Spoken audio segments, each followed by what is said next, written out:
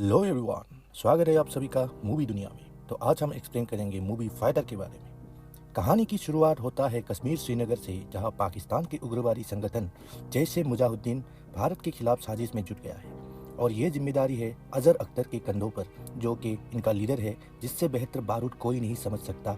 और इस बार अजहर अख्तर के निशाने पर श्रीनगर एयरबेस है। वैसे तो अजहर अख्तर पूरे भारत को खत्म करना चाहता है, पर फिलहाल उसका टारगेट श्रीनगर एयरबेस है। तो एक तरफ अजहर अख्तर अटैक की तैयारी कर रहे होते हैं, लेकिन दूसरी तरफ ये खबर कहीं ना कहीं एयरफोर्स को पता चल चुका होता है और उसको रोकने के लिए एयरफोर्स के कैप्टन राकेश जय सिंह उर्फ रॉकी अपने एयर ड्रैगन यूनिट के लड़ाकू पायलट के साथ मिलकर अपनी टीम तैयार करने लगते हैं। तो रॉकी की टीम स्क्वाड्रन लीडर सरताज गिल, जिसका कोड नेम ताज है, तो वही स्क्वाड्रन लीडर बशीर खान, जिसे बास बुलाया जाता है, और आखिर में आता है स्क्वाड्रन लीडर शमशेर पठानिया, जिसका कोड नेम पेटी है, और इनके साथ मिनाल राठौर, जिसका कोड नेम मिनी, जो कि हेलीकॉप्टर पायलट है, और बाकी सारे जेट पायलट हैं। तो रॉकी अपने पूरे टीम को इकट्ठा कर लेता है और बताता है श्रीनगर एयरफोर्स स्टेशन पर कभी भी अटैक हो सकता है, इसलिए हमें पहले से ही तैयार रहना होगा और हमें एक पूरे टीम की तरह रहना होगा। रॉकी ने अपनी टीम की सबसे बेस्ट एयर जेट फाइटर को अपनी टीम में शामिल किया है, जिसमें पेटी का तो कोई तोड़ नहीं है। ट्रेनिंग शुरू होने वाला था, लेकिन रॉकी कहता है सबसे पहले एक दूसरे को जानो, क्योंकि जंग में दोस्ती ही काम आते हैं। अब रात को सभी लोग एंजॉय करते हैं, एक दूसरे को जानने की कोशिश करते हैं, और मिनी जो है कहीं ना कहीं पेटी को पसंद कर रही थी। यहाँ पर हम देखते हैं ताज को, जिसकी बीवी सखी भी वहाँ मौजूद है, और वो एक दूसरे से बहुत प्यार करते हैं और पेटी उन दोनों को बहुत पहले से ही जानते हैं। तो वही मिनी के भी कुछ रहस्य हैं जो फिलहाल तो उसने नहीं बताए हैं। तो वही पेटी जो है बहुत शांत रहता है। शांत रहने की वजह मिनी जानना चाहता है कि आखिर पेटी इतना एटीट्यूड में क्यों रहता है।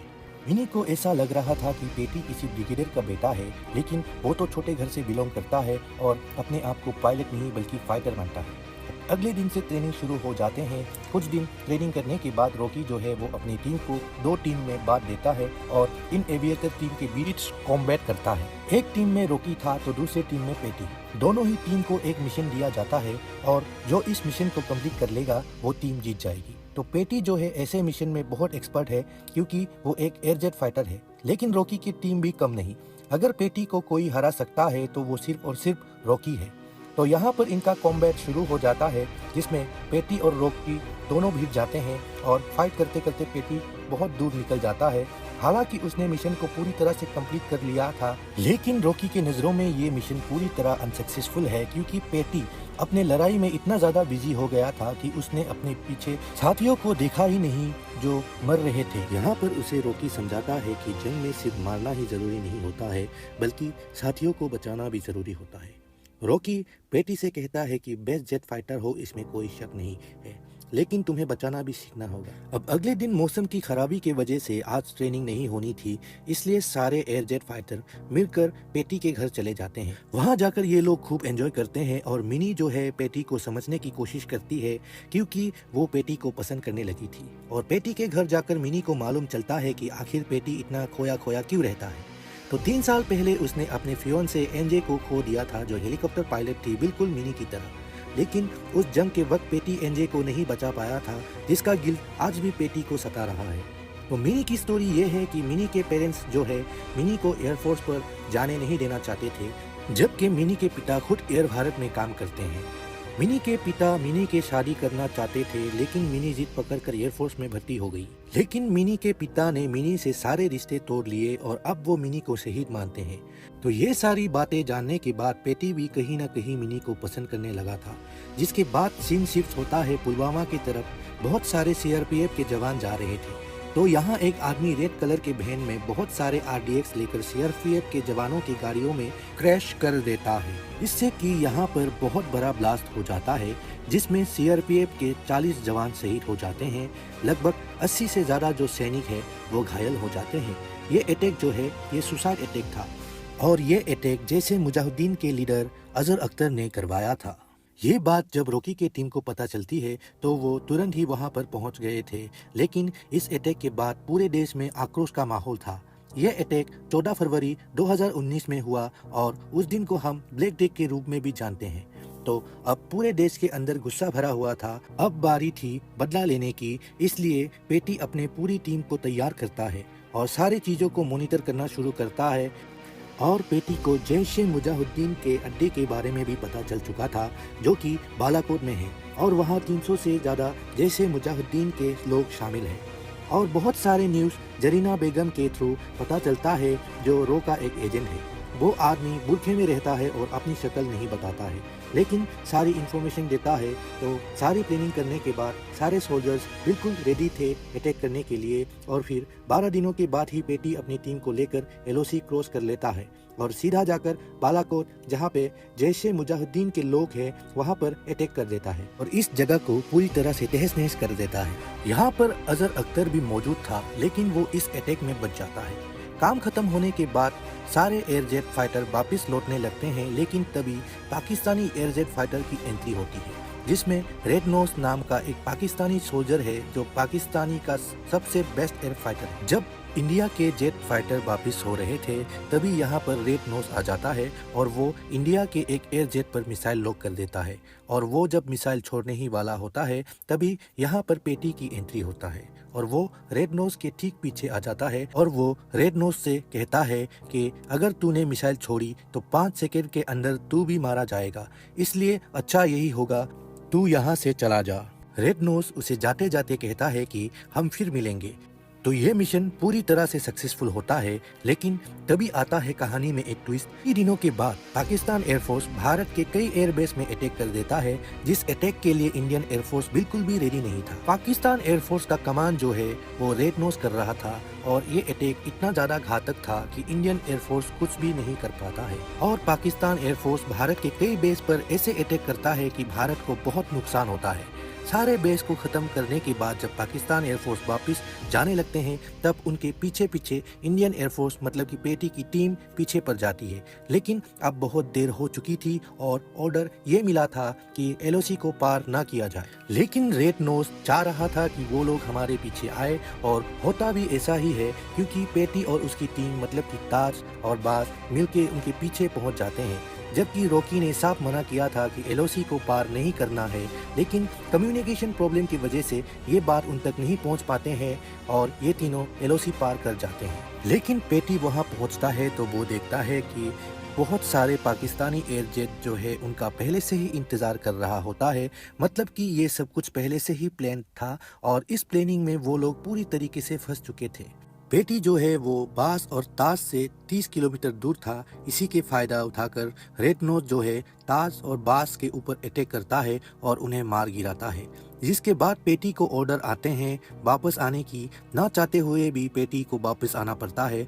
जैसे ही वो वापस आता है, रॉकी उसे बहुत ही भला बुरा कहने लगते हैं कि पेटी की वजह से ताज और बास मारे गए हैं, कि उसने ऑर्डर फॉलो नहीं किया और ना ही उन्हें करने दिए। तो आखिर में पेटी के लिए ये डिसाइड किया जाता है कि अब से वो उड़ान नहीं भरेगा और अब उसे फ्लाइंग इंस्ट्रक्टर के रूप में हैदराबाद में काम करना होगा। ये सुनने के बाद पेटी को बहुत ही ज़्यादा बुरा लगा था, क्योंकि वो एक फाइटर पायलट है और वो इंस्ट्रक्टर नहीं बन सकता। लेकिन उसे सबसे ज़्यादा बुरा जो है ताज और बास के लिए लगा था, जो कि उसके बहुत ही करीबी दोस्त होते हैं जो अब नहीं रहे। फिर हम मिनी और पेटी को देख पाते हैं, दोनों एक दूसरे को चाहते तो है लेकिन बता नहीं पा रहे।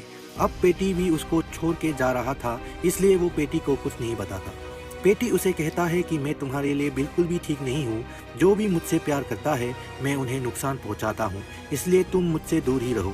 तो अगले दिन पेटी जो है वो हैदराबाद चला जाता है, जहाँ पर वो फ्लाइंग इंस्ट्रक्टर के रूप में काम करता है।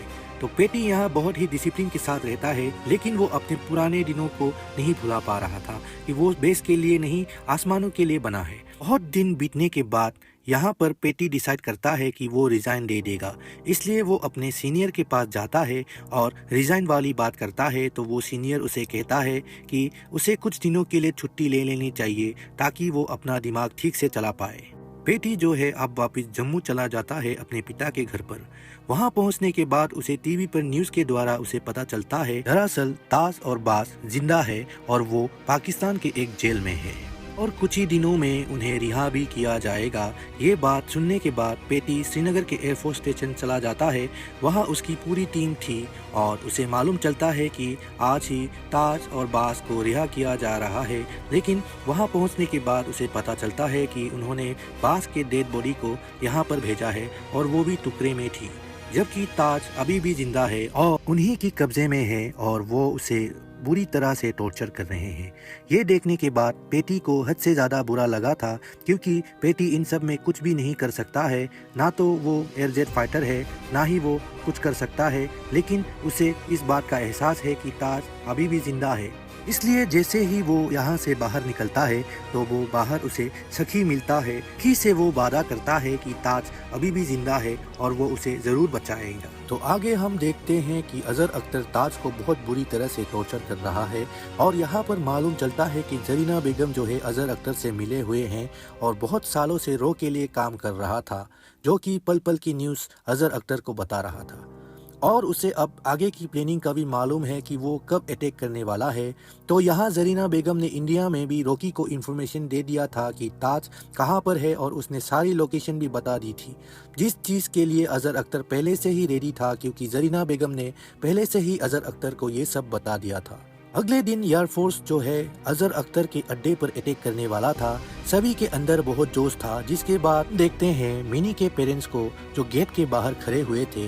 वो यहाँ पर मिनी से कहता है कि हमें तुम पर फख्र है। दरअसल पेटी जब हैदराबाद के एयरपोर्ट से लौट रहा था, उसे वहाँ पर मिनी के पेरेंट्स मिले और यहाँ पर पेटी ने उनके अंदर एक आस जगाई, उनके अंदर जोश जगाया कि मिनी क्या चीज़ है और मिनी हमारे देश का नाम रोशन कर रही है। पेटी भी यहीं पर मौजूद था, लेकिन वो इस मिशन का हिस्सा नहीं है। और यहाँ पर एक बात पता चलता है कि दरअसल पेटी की फियोंसे एनजे रॉकी की बहन थी, जिस वजह से रॉकी पेटी से ढंग से बात नहीं करता। आगे हम देखते हैं इंडिया जो है वो एक प्लेन को बॉर्डर पार करवाता है, जबकि पाकिस्तान ने नो फ्लाइंग जोन घोषित कर दिया था। इसके बावजूद भारत ने एक फ्लाइट पहुंचाई और वहां जब कांटेक्ट किया गया तो भारत ने पाकिस्तानियों को बताया कि ये प्लेन रशिया से आया हुआ है और रास्ता भटक गया है। पाकिस्तानी कांटेक्ट करके उसे तुरंत ही वापस भेजने को कहता है, लेकिन तब तक तो बहुत देर हो चुकी थी, क्योंकि उस प्लेन में बहुत सारे सोल्जर्स थे कि बारी बारी उस जगह कूद पड़ते हैं जहां पर की ताज का लोकेशन था। उस प्लेन के ऊपर हम 2 एयरजेट को भी देख पाते हैं, जिनकी भनक पाकिस्तानियों को नहीं था, जो कि बिल्कुल इनकी ऊपर ही थी। तो इंडियन सोल्जर्स जो है वो पाकिस्तानी सोल्जर्सों पे अटैक करना शुरू कर देता है और उन्हें धीरे धीरे मारना शुरू कर देते हैं।